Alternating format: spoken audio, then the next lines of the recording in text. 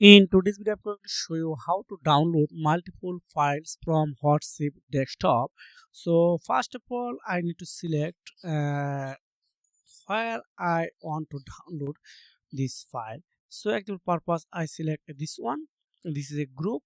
So just I want to go back. Okay, actual purpose this one. So just I need to click on this photo, then again click on this three dot, then download, save as. Then if you want to change this name as well, you can change it. So I write it, yeah, then ab.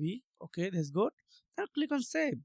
Now I want to just going to second one, then again click on this three dot, again save as. Then I write it's two.